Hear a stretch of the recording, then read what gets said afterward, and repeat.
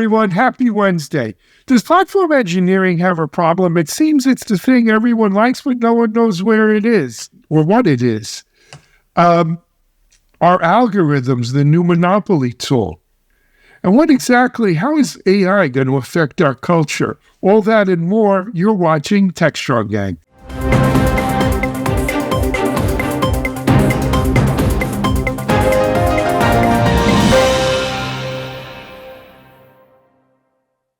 Hey everyone, happy Wednesday to you. It's Alan Schimmel for Techstrong and Techstrong Gang. We've got an amazing lineup of topics to cover and amazing gang members to cover them with today. Let me introduce you to them right now. First of all, joining us from out in Colorado, he's home this week, I hope, and fully recovered from his recent health battle there with our favorite disease to hate, COVID, is our CTA CTO from Futurum as well as Techstrong, Mitch Ashley. Hey, Mitchell, how you feeling?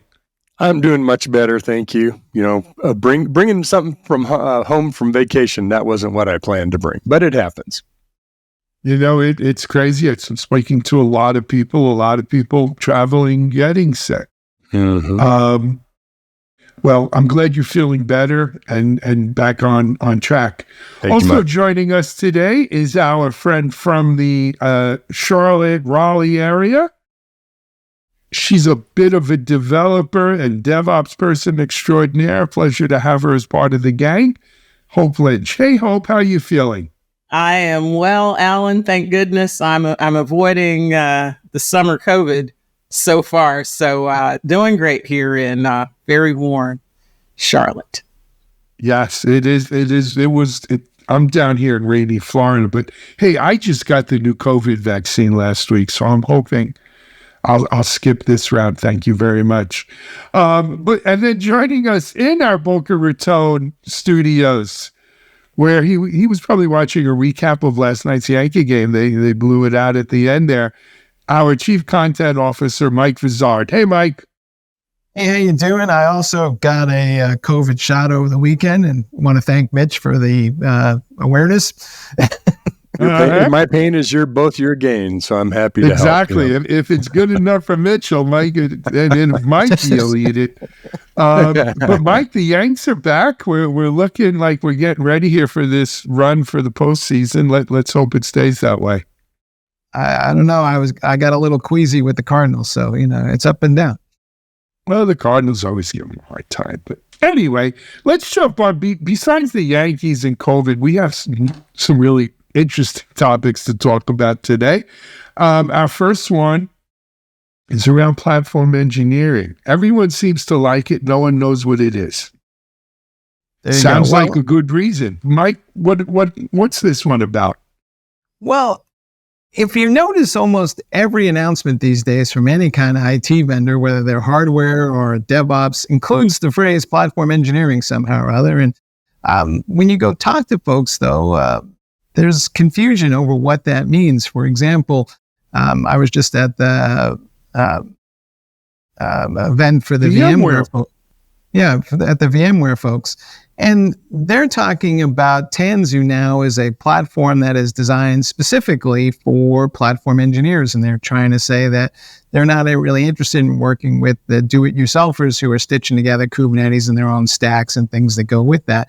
But their definition was interesting because what they're saying is they perceive it to be the APIs that you're going to put in front of infrastructure that DevOps teams will invoke. At the same time, though, you can go talk to the DevOps platform providers, and they will say that DevOps is part of the platform engineering motion and it is included in the platform, and that it's really DevOps at scale. We're creating a methodology for that. It also seems, though, that not everybody's in love with this idea because some of the DevOps teams are saying, well, this smells like centralized IT one more time. And the reason we embraced DevOps in the first place was to get out from under those folks. So, Hope, I know you've been talking to folks about all this. What are you hearing about? Well, what is platform engineering in your mind? So the way I like to think about platform engineering is it being a way that organizations can standardize, to whatever degree that may be, streamline the way their developers will build, deploy, and manage their software. So if you have an organization with thousands of developers, it becomes unmanageable, slows the organization down. If everyone has to figure out what tool, how I'm going to deploy, if everyone is individually responsible for certain aspects of security and software upgrades, platform engineering comes in and hopefully is removing a lot of the overhead, a lot of the toil that the developers would be bogged down in, but now gives them self-service capabilities, gives them the right tool to do their work, perhaps even custom workflows that are suited to their needs. But also the key with platform engineering is not only are they focused on the developers, but they understand what the goals of the business are. So as they are building this platform, they are trying to make it easier to achieve those business goals through software.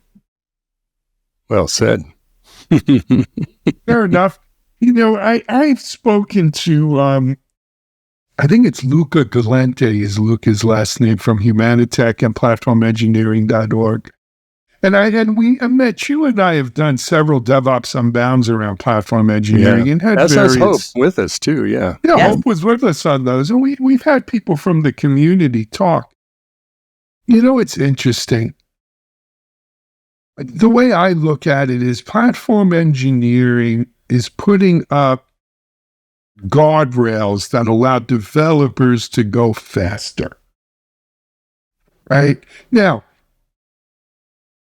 I think part of the issue we have is there are various elements within the platform engineering community who really do believe that DevOps is dead, long-live platform engineering mantra.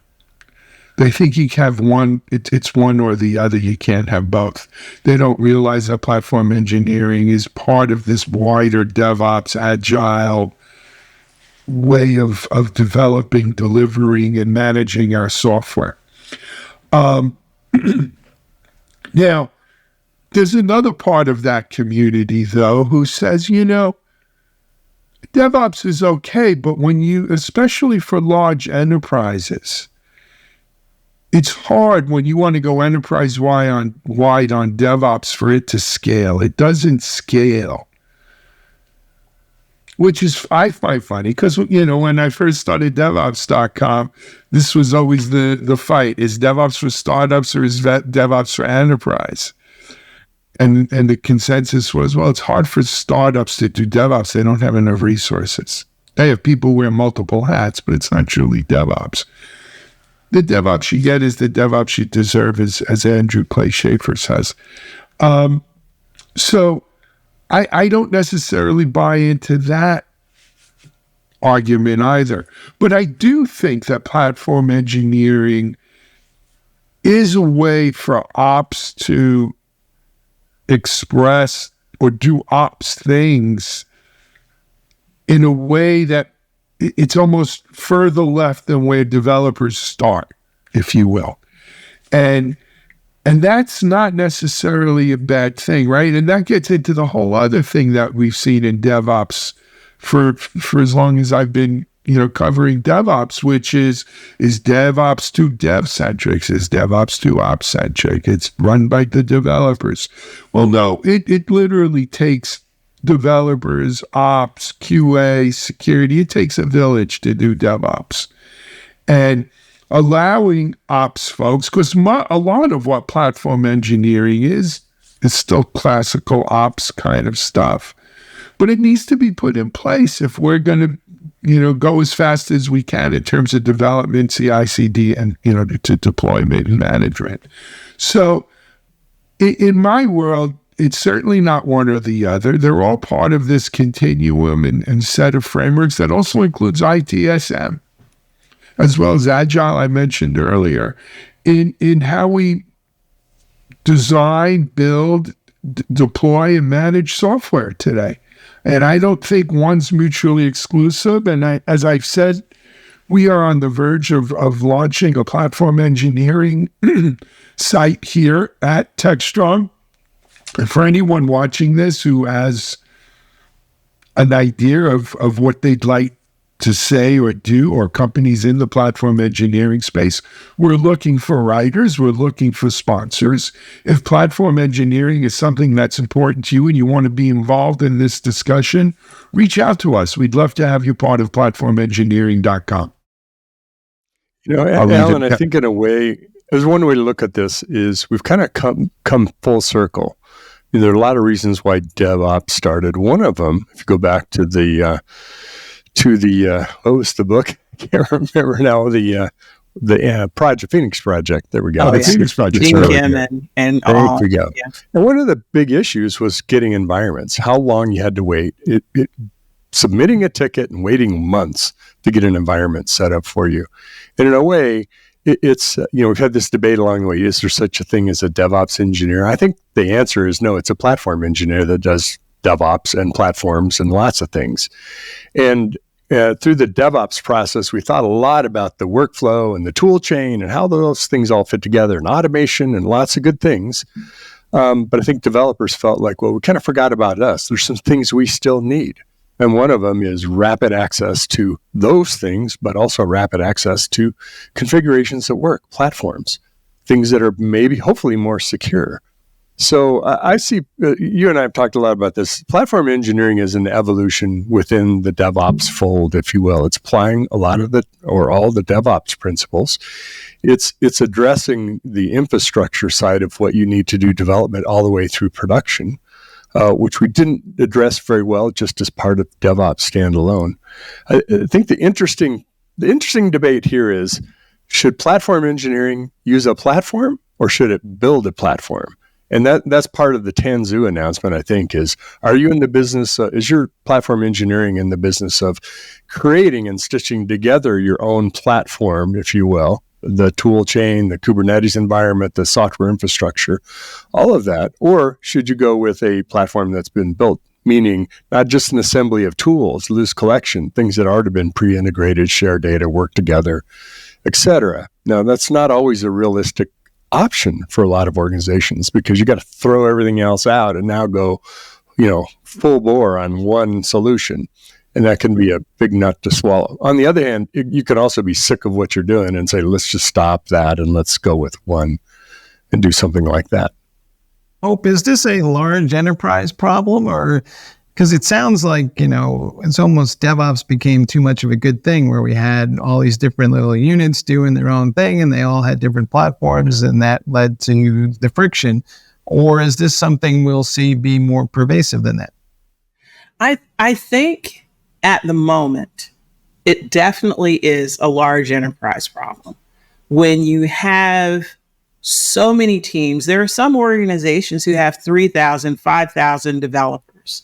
When you have that many developers and that many teams, and everyone is trying to figure out for themselves what is the right tool, what is the right thing to do. Even, for example, there was one organization I worked with in the past where we had microservices, but the team that was building the IoT platform was saying, do we manage these microservices, or does the platform engineering team manage the microservices for us, right?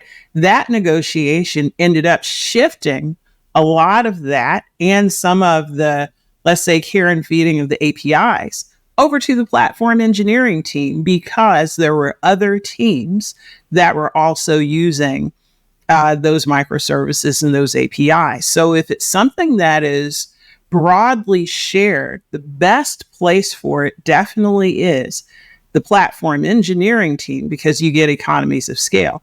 If it's something that is unique to an individual team, perhaps you have an organization where they have one small data engineering team, maybe they can continue to exist on their own and they don't need to be looked after by the platform engineering team. But for general software development, platform engineering can be a big help. Mitch, you said something interesting to me in the sense that, in your definition, it seemed to include the IT infrastructure people. And when I look at the history of DevOps, it always seemed to stop short of the networking and the underlying storage and the compute. You could argue one of the reasons we went to the cloud is because the cloud exposed an API that people could invoke, and developers didn't need centralized IT for that. Now it feels like centralized IT, at least in the definition being put forward by Broadcom and VMware, is putting an API in front of all the on-premise stuff and managing it like a cloud.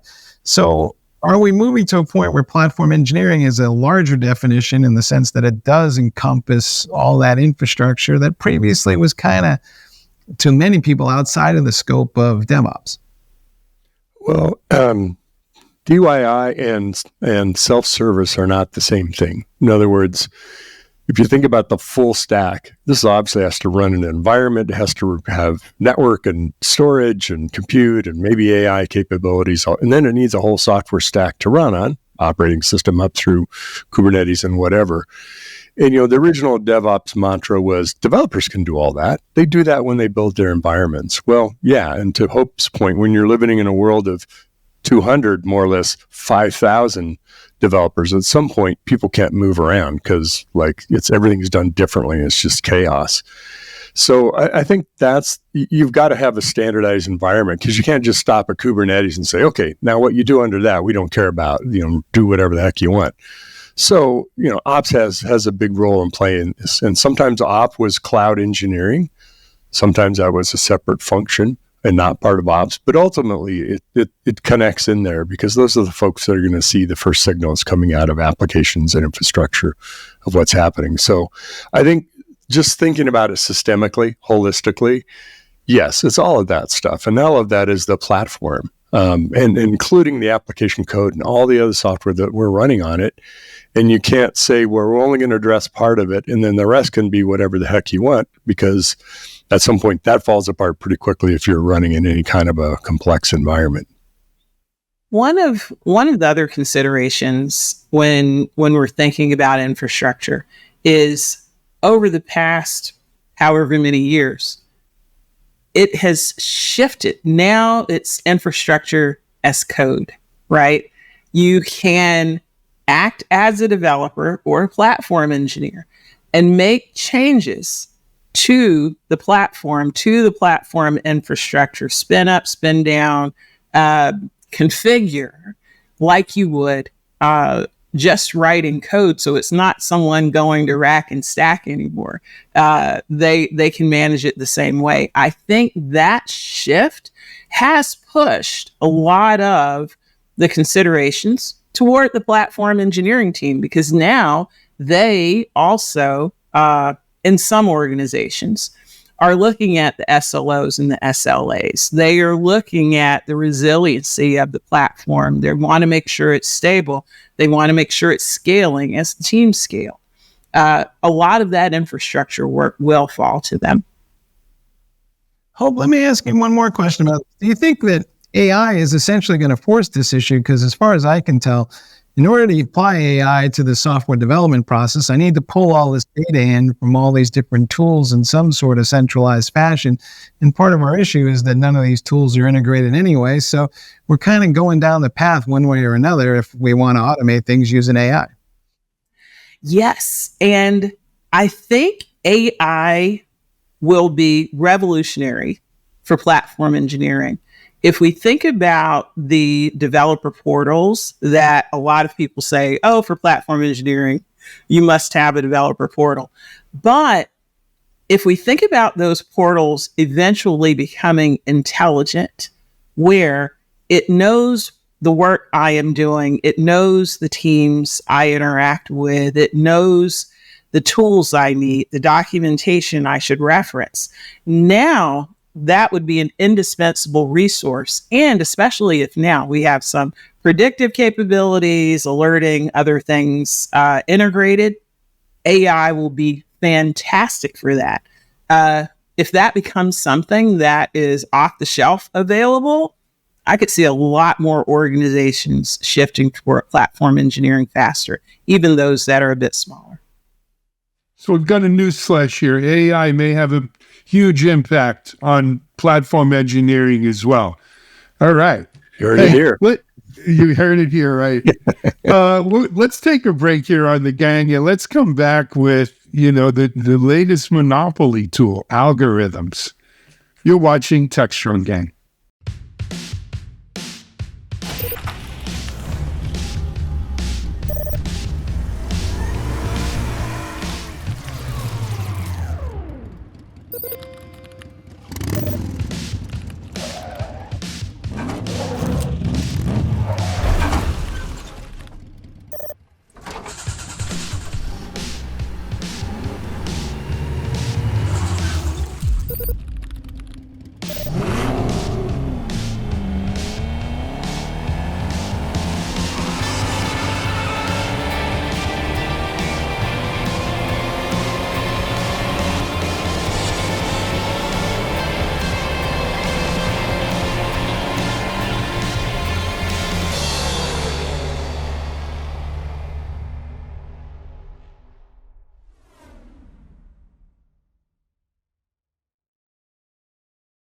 All right, folks, we're back, and it looks like the legal community is figuring out what we've been up to with these algorithms in some of these organizations because, well, they're launching lawsuits and investigations. There's an investigation of an outfit for manipulating Medicaid using algorithms.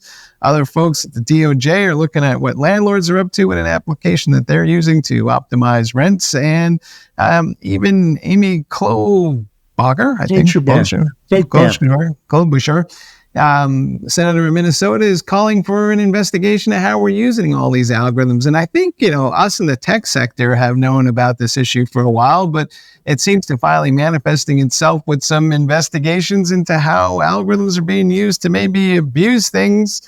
It's not all for ill, but, people are people and they will do things that within the letter of the law versus maybe the spirit. Alan, what do you think is going on here? It's not just people are people, companies are companies. I mean, quite frankly, anyone who's ever played the Google AdWords game knows how that party works, right? You start off buying your keywords for 3 cents. Excuse me. And then the algorithms get a hold of it.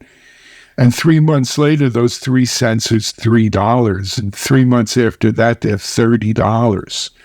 And you could sit there and say, oh, my, look at this. The whole world discovered my keywords. Well, no, the algorithm discovered your spending habits and took hold of it. But in many ways, this is also a problem older than time, right? And that is, if I'm setting a market for something, because that's really what we're talking about here. If I'm setting a market for something, if I collude with all the other providers of that service or goods to set a price, then we're all good, right? We all benefit as long as everyone sticks to it, right? To that price level. And, we came up with a word for that in the capital, and that's capitalism, baby, right? But we came up with a word for that. We call it monopoly, a monopolistic behavior, and we outlawed it. And so you couldn't do that out in the open. You could set up not-for-profit industry consortiums where you could share that data for the benefit. Mitchell worked for one for a while. And they get away with it because they hide behind their not-for-profit flag. But in today's world, we don't even need to do that. There are third-party companies who come in and say, I have an algorithm. And based upon that algorithm, you don't have to worry about what price you want to sell your tickets to a sporting event at, or what you want to rent your house or sell your house at, or what you want to charge, because we'll make sure you charge market rates, right? And how did they determine those market rates? The algorithm. And the way those algorithms work is once we get everyone on board at that market rate, we could just inch our way up, a la Google AdWords. And before you know it, our supermarket prices are really high and our rents are getting higher, seeming to defy gravity and inflation even. And, then some politicians say, we got to do something about this price gouging. And everyone says, oh, hold on, you can't do it, can't have it. Well, so now we're going to blame the algorithm. Yes, I think the algorithms are part of it, but algorithms are not just run by Skynet and AI just yet.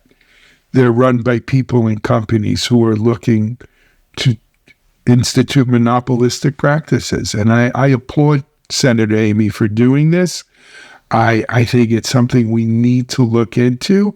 I think, Mike, you and I have spoken to this even about the Google AdWords, right?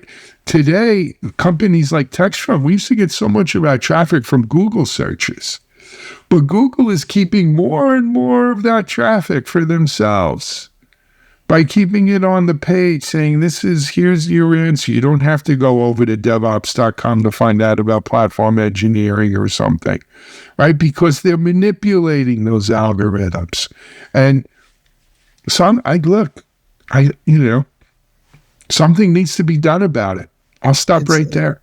It's not just Google, right? It's Facebook and X and all those guys are all doing the same thing, right? And basically, and Apple, yeah, and Apple. All right, it's time. I'm declaring we're going to blow up the algorithm subterfuge because we are using algorithms as a euphemism for lots of things, as in, it's not algorithms like in discrete math. Let's break it down for a minute. That's a branch of mathematics, right? It's algorithms in logic in computer science. When I took algorithms class, that's what it was all about. Here's logic patterns and things that we do to write code. Well, what is that a representation of? Algorithms are a euphemism of business practices, business policies, goals that you're trying to achieve. So we hide behind this word algorithms as it's just really complex. Well, you know what? Code is complex. The rest of your business is complex too. You don't get a pass. Algorithms no longer get a pass, at least not on this show. We're not going to play that game and hide behind, it's just complex. So we don't know what to do about it. And yes, Congress will never understand anything about algorithms or anything else about technology from that standpoint, to our satisfaction anyway. So get over it. It's business practices that we're talking about, not algorithms, because that's really what those are implementing. So let's be real. The elephant in the room no longer needs to be in the room. Algorithms are not the problem. It's business practices. It's math for evil, I think. But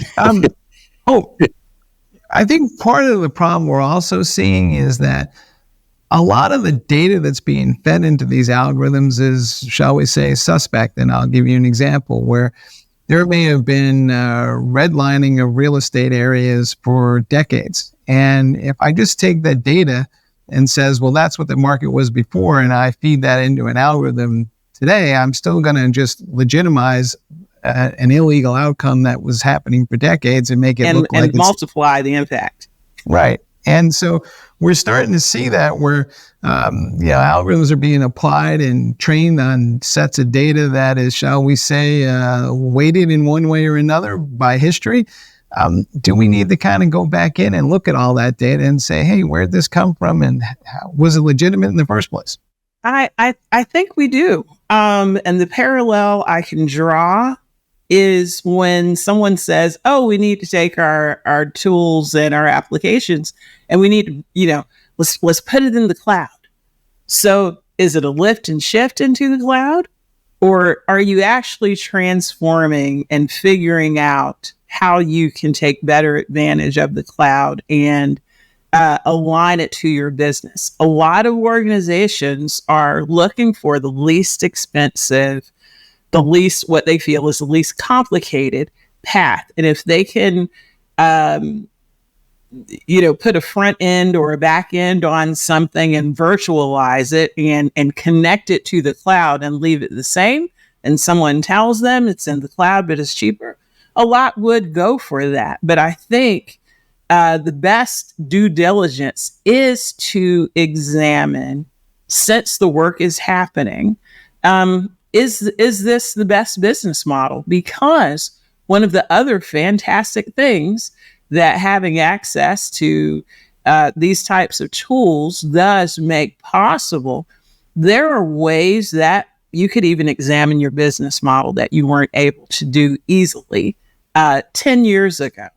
And in that, maybe highlight and find some other opportunities that you weren't aware of. But yes, I think there is a responsibility that should be placed upon the organizations that are, as Mitch said, furthering their business goals through technology, through algorithms.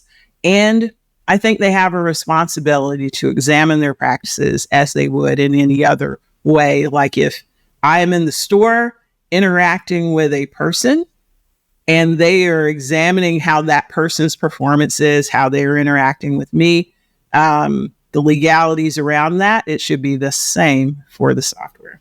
To your point, Alan said earlier, this is a problem as old as time. I remember back in the 80s, remember the online reservation system for airlines, Sabre, got accused of putting their American Airlines things ahead of everybody else's. Yes. What was that? That was we call that an algorithm today. The algorithm got you. It's the same thing. It's business practices being put through code. But one other thing that I think deserves to be highlighted is for the rank and file person who is applying, for housing, who is applying for Medicaid. There is not enough transparency for a lot of these decisions. And how can they challenge the decision when the decision was made by a computer system? The hoops they would have to go through to try and chase down a person, and then the person, maybe a person in the call center, they can't push back because the decision was made by the system. So now you get people in a sort of purgatory where they can't escape. What can they do? I think there's still a responsibility there as well to have some transparency into how the decisions were made and give people a way to interact, especially when it has such real human impacts as these two cases that we're highlighting. Well, those things didn't get there by accident, right? There's a user story, there's a memo, there's requirements, a PDF. There's something somewhere along the way, a communication.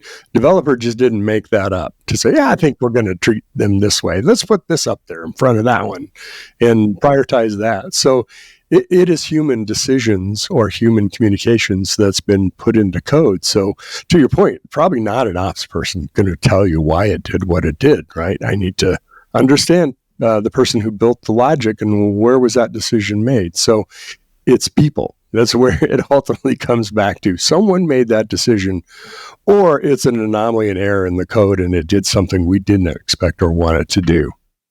I think we got a big issue here that goes beyond just abusing an algorithm for profit. A lot of people are starting to not trust big tech. They've come to the conclusion that they can see, what they would call suspicious behavior. I go look for a flight somewhere and, but then I can't make that buy it that second. And then when I flip back in to look for it, the price went up by 25% because maybe the algorithm figured out that I wanted to go there and suddenly that deal is no longer available. You hear those stories all the time. How true they are, I don't know. But what is going on is the average human out there is becoming suspicious. And this behavior is starting to manifest in our political discussions. There's always this phrase thrown around now about big tech and can't we trust them? And this is bad for our industry. And I'm saying, folks, the more we keep doing this, the more it's going to become a conversation in a way that's not going to be what we want out of this industry. And people will come to us and say, we're going to regulate the crap out of you because you can't be trusted. I think Mitchell has it dead on. The problem is with the word. It's become a shield and a like a blocker. Right? Because here's the fact. We all can talk about algorithms, and we understand algorithms as a mathematical principle that you can express in code and stuff like that. I'm telling you, the majority of people have no friggin' clue what an algorithm is. They are just told there's this boogeyman called algorithm. and it's in the computer and it's in the tech, and it can't be messed with. It's omnipotent. It's the algorithm. And so I think stop calling it an algorithm. Start calling it a business process, because it's an algorithm that was created to enforce a particular business outcome. And when people get that, instead of trying to wrap their head around what's an algorithm, right? And how does that express in decimal points and so forth, they'll better understand. And if big tech is doing that and hiding behind the algorithm, well, shame on them, and it'll come out. Now, I don't think that the price of the airline ticket went up 20% just because I just searched for it, right? Though, there is that philosophical, I think, therefore I am, and Schrodinger's cat and all of that. Once I search for that price for that ticket, yes, someone's searching for it. And so that drives the algorithm. It's all in quantum physics. You observed it, so now it's changed. Exactly. So there's, there is that, but I think we need to get over the algorithm as the boogeyman. And that, Mitch, that's, I think, of what you were expressing. And hey, if I can convert Alan, we've got a chance now. Alan and Hope and Mike, we can change the world. People, come on, let's just carry forth. You just should write an algorithm to do it, Mitch. I have. It just it's pretty error filled. That's my only problem. But Wow. By the way, I don't think this is a problem that politicians solve, with all due respect to Senator Amy, who I like. We've got to, it's again a people education system. Don't be put off when they tell you the algorithm decided that. Right. So you wrote that algorithm. I also think we'll see counter algorithms, right? Theoretically, if real estate companies are creating an algorithm to optimize sales of houses, that's one thing. But somebody can create a counter algorithm that's aimed more at, for the buyer. That's the world we operate in. My algorithm can beat up your algorithm. Right. And I think starting to sound like the Matrix, Mr. Smith. So that may be how this all plays out, and we just have to learn whose algorithms to trust, right? And who's working on our behalf versus the other one, right? We just got to stop calling it an algorithm. It's a business practice. One other thing I want to highlight that was interesting to me in the reading was, one, thinking about algorithmic collusion, right? There is a body of thought that organizations could potentially, in the future or now, develop separate algorithms, but because the math is so similar and the thinking is so similar, they're all going to reach the same conclusion, and it will appear to be collusion. But it isn't really. It's just that machine learning has taken over. It's reacting to the same signals that are out in the market, and everything eventually starts to converge. Like parallel evolution, if you will. Right, exactly. Mm-hmm. You know what? The algorithm's telling me we have to take a break right now, though. So, yes, we're gonna take a break here on Techstrong Gang, and when we're gonna come back, let's talk a little bit about how AI might or might not affect culture. You're watching Techstrong Gang. Discover Techstrong Group, the epicenter of tech innovation. We're your go-to for reaching IT leaders and practitioners worldwide. Our secret? Impactful content that sparks awareness, engagement, and top-quality leads. With us, you'll access editorial websites, streaming videos, virtual events, custom content, analyst research, and more. Join our satisfied clients. Let's revolutionize your tech journey. Contact us today and tell your story to the world in the most powerful way with Techstrong Group. All right, folks, we're back, and the government is allocating funding to study the impact AI is going to have on our culture. There's never been a technology, at least at this scale, that does not fundamentally change the way we think about culture and the humanities. And I guess we'll just jump into this right away. But Hope, what's your sense here of the things to study? Are they just the way we're going to interact with AI, or is it the way we're going to tell our stories in the future and the way that we will maybe think AI first before we decide to go do something? We'll be like, well, let's just have AI do it now, and then I'll jump in, and it will change the way we think about our relationship with technology. You know, as you kind of take a moment, take a giant step back, and from 10,000 feet up, yeah, what do we got to see here? I honestly think it's all of the above, but at different stages and different situations, because AI already is changing some cultures. And one that I think of, I have an aunt who is a teacher, and we have regular conversations about AI and the classroom and the impacts there. And the culture of, I, as a student, must go research, on my own, write my notes, go through all of these things, that has been blasted to smithereens. Probably 70, 80% of students now, when they get an assignment, their first thought is, let me go see if the AI can help me with that.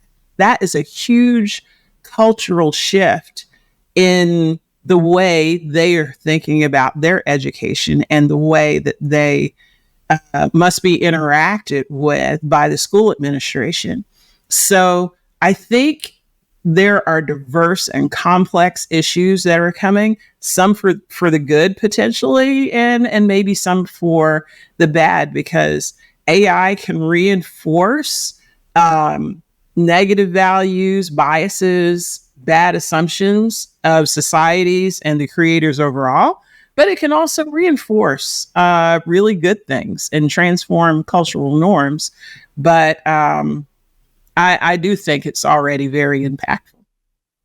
To your point, I am worried about two things at the opposite end of the spectrum.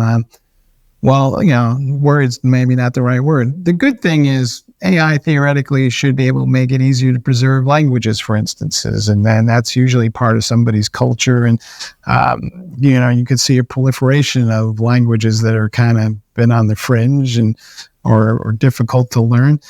The other side of it, though, is everything can easily become homogenized. We could just wind up having, to this previous conversation, parallel evolution of AI models that just wind up driving us all to the same thing, and there isn't this diversity that we've seen in the past. So, Alan, I know we've kind of talked about some of this stuff in the past, but what's your sense of the cultural impact?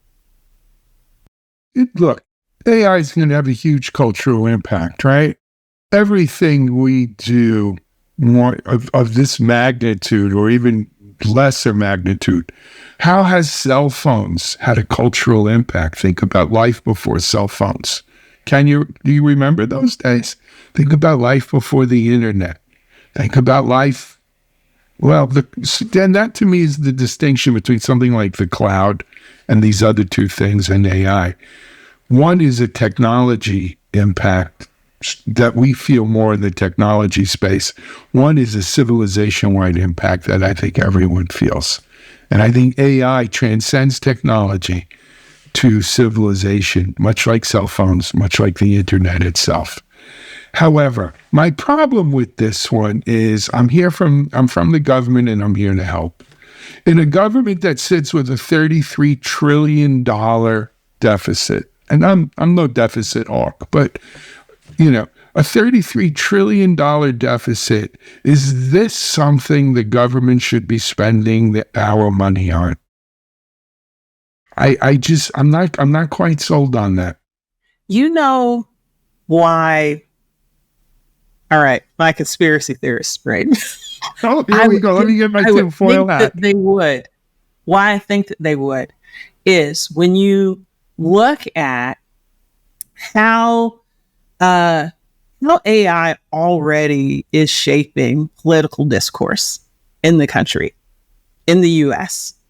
The impacts there, how, again, the algorithms, right, on social media platforms drive similar people into the same groups.